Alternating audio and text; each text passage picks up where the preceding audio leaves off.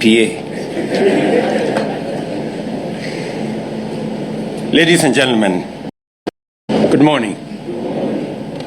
I am delighted to join the capital market stakeholders at this landmark launch of the Safari ZD Trader, a moment that marks a historic leap forward into our quest to liberalize financial services, deepen inclusion, and empower citizens through technology, investment, savings, and wealth creation. This platform represents a decisive turning point in how citizens engage with the stock exchange. It opens the doors of market participation wider than ever before, dismantling long-standing barriers that have looked and locked out many willing investors and bringing opportunities closer to all citizens. I agree with the statement that has been made by my friend Dilip that wealth creation should not be a preserve for the few.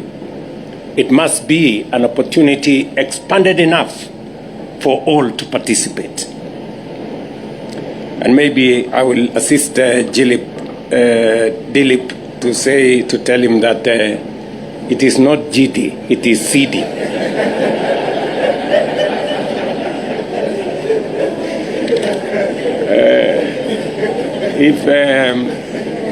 If Kipto was here, he would have said CD.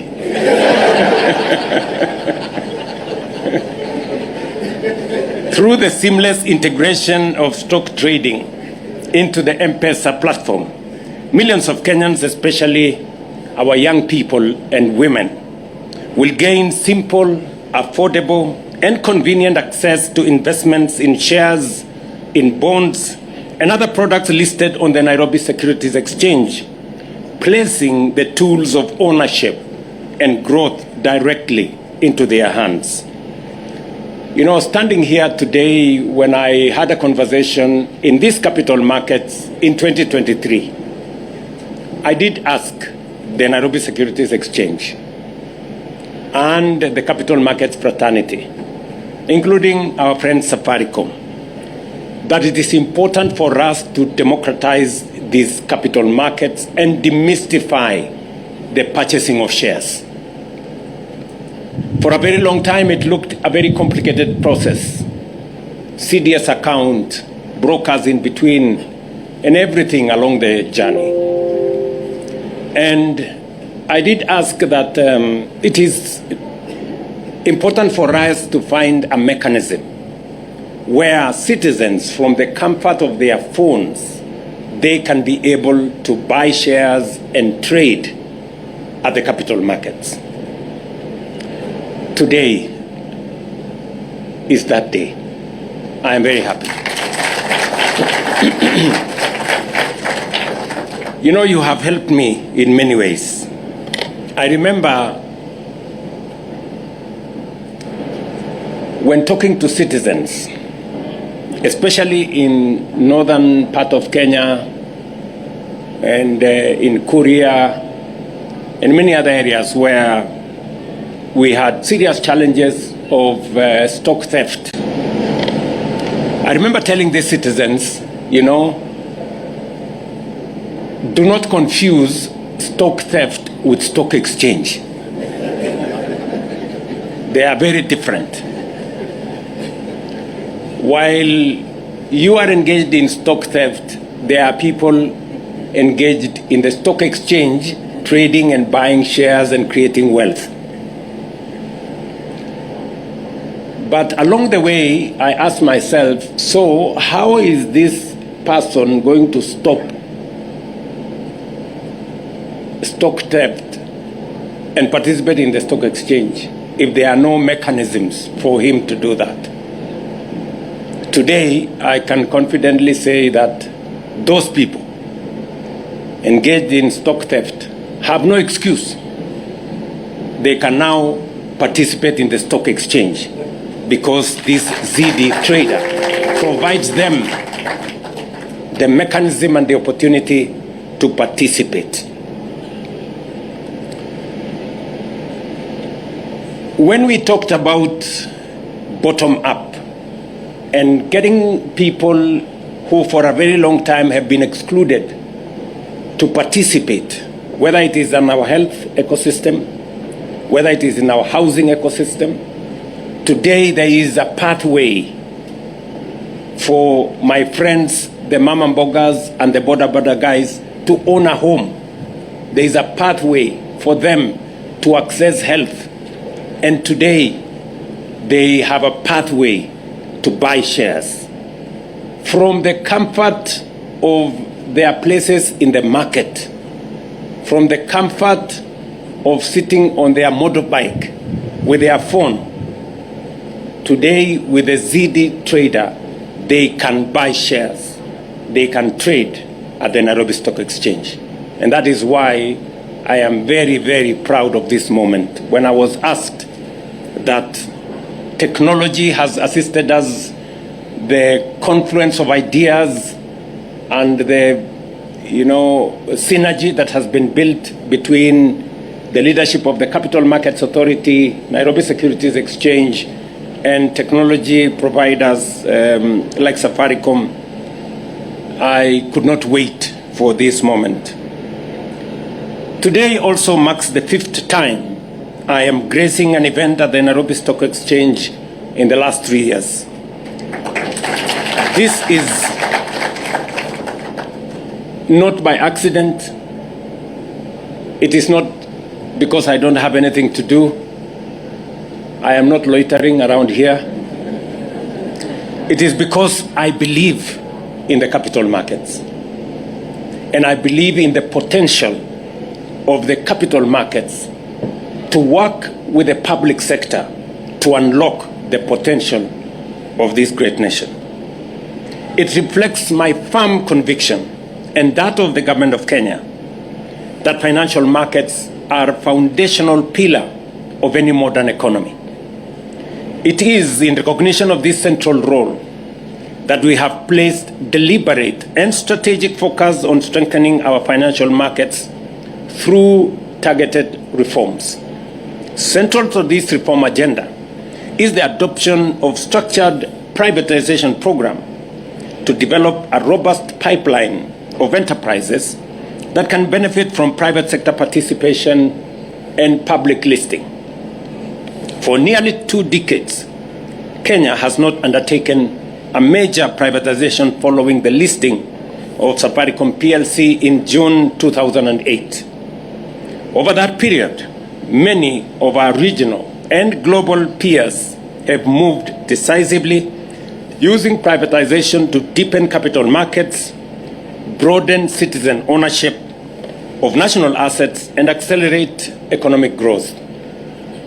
The absence of similar initiatives has constrained market depth and liquidity, exposing Kenya to the risk of falling behind at a time when scale, diversification, and investor confidence are increasingly decisive. It is within this context that the ongoing privatization of the Kenya Pipeline Company should be understood. It is a deliberate and carefully sequenced policy decision guided by global best practice and designed to build on the reforms already underway. When I speak about the transformation that the capital markets has gone through, it is exactly what the numbers speak. I have insisted that we must hold leaders to their track record. And a track record speaks for itself. The track record of this Nairobi Stock Exchange is clear. And I want to thank Kiprono and team here at the Nairobi Securities Exchange and our friends at the capital markets. 3 years ago, market capitalization here was 1.2 trillion. Today, it is beyond 3 trillion. This exchange was rated the best in Africa in 2024, and the second best in 2025. This exchange had 75%, sometimes 80% foreign investors. Today, it is almost 50-50. Meaning, not just foreign investors have confidence in our stock exchange. Even local investors, they now believe that the reforms that we have undertaken, the status of the economy, when we say that inflation has come down from 9.6 to 4.7 and 4.5 and 4.4, it is reflected in the capital markets. The stability of the economy, the stability of our foreign exchange is reflected in the stock exchange. Our inflation and all the other numbers, including our exchange rate, is reflected in the confidence that not just foreign investors but also local investors have in our economy. And that is why they are investing in this exchange. And that is why market capitalization is now upwards of 3 trillion and growing. And so I want to congratulate the stock exchange. You have kept a wonderful track record. And we have been your partners in making sure that we guard this economy from shocks that arise from either indecision in government or procrastination of decisions in government. And I want to commit that we are going to work together going into the future. We are not yet through with the reforms that will assist these capital markets to get to its optimal potential. There are some interventions that we will be discussing with the capital markets. John and his team at Treasury will go through the motions so that we can finally get every Kenyan to come on board and participate in the economy of our country. These reforms, ladies and gentlemen, are directly linked to our broader national development priorities. As you are aware, we have set ourselves an ambitious 10-year transformation agenda that includes the dualing of 2,500 kilometers of highways, tarmacking an additional 28,000 kilometers of road, increasing installed energy capacity from 3,300 megawatts at the moment to 10,000 megawatts, and constructing 50 new mega dams, 200 mini dams, and 1,000 macro dams in our effort to bring on board 2.5 million acres under irrigation for us to underwrite our food security and to make sure that we have all the infrastructure that is required for us to lift our country to a first world status. I was in the city of Nairobi on Sunday, and one of the biggest challenges we have in this city is water. We have, in the last 3 years, added an additional 140 million liters of water into Nairobi. But that is not enough. People in Southlands still pay 10 times more for water than people in Karen and Lavington. You know?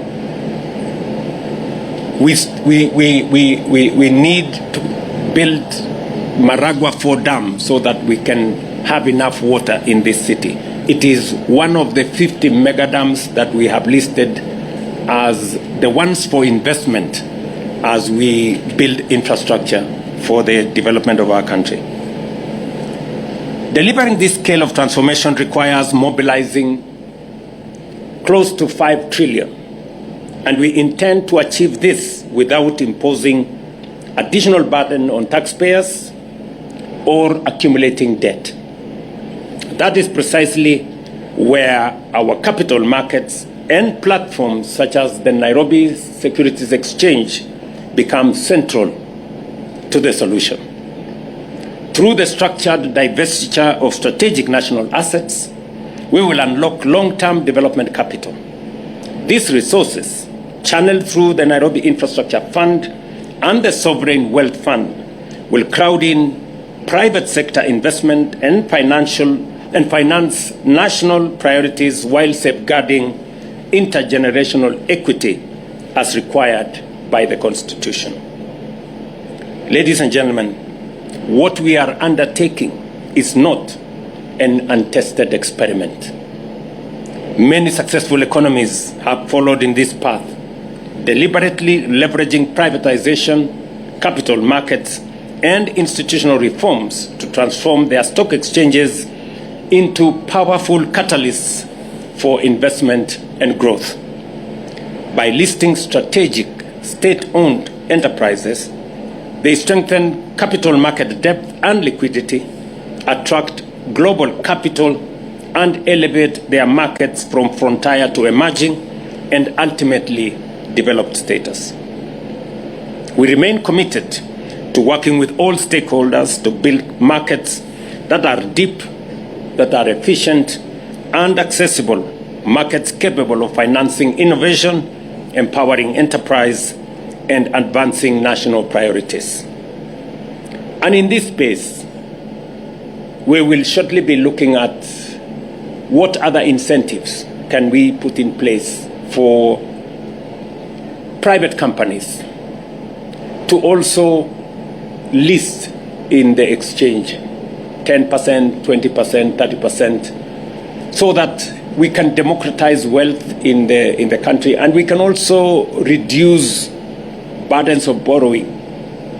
Private sector companies instead going to borrow from banks because they have sufficient infrastructure and they can measure up to all the requirements of the exchange, should be able to come to the exchange to get capital for expansion, for whatever interventions they need, so that we can allow debt to go to more deserving cases. And therefore, this morning is a very proud moment for me that finally, ordinary people can buy one share. They can buy 5 shares. You don't have to look for a CDS account. You don't have to know any broker. You don't have to walk to any place. They don't even have to come to the exchange. They can trade from the comfort of their homes, using their phones, and they can contribute to national development. You know, how proud is it going to be that somebody in the far-flung part of our nation can buy the IPO of Kenya Pipeline? I'm informed by Dilip that by Friday, and it had better be Friday, Dilip, by Friday, Kenyans, from the comfort of their phones, they can buy the Kenya Pipeline IPO from wherever they will be on their phone this Friday. Please make it happen so that we can bring on board more Kenyans to own the best of the assets that we have as a nation, and to also contribute to national development, so that, as somebody said, many Kenyans do not become bystanders and observers, that they too become part of the ecosystem of growing our economy. At the moment, I am informed that we have only close about 200,000 people trading. Just imagine, in a population of close to 60 million, only 200,000 can access the markets because of the market structure. Today, I hope we open the doors for millions to now come into this space and participate and create wealth and own something, be owners of capital, of property, of assets, of shares in companies in a very structured manner. I am pleased to note that over the past 2 years, driven by deliberate government reforms, the NSE has recorded one of its strongest performance in more than a decade. Last year alone, total market capitalization expanded by approximately 48%, rising from 1.9 trillion to above 3 trillion, as I said earlier. This impressive performance reflects improving macroeconomic fundamentals, including lower interest rates, a more stable currency environment, stronger growth prospects, and better coordination between fiscal and monetary policy. More importantly, it signals renewed investor confidence in the long-term direction of Kenya's economy. Let me conclude by congratulating Safaricom on this important market-shaping milestone. I also thank all stakeholders here today for their continued dedication to building a vibrant and inclusive capital markets ecosystem.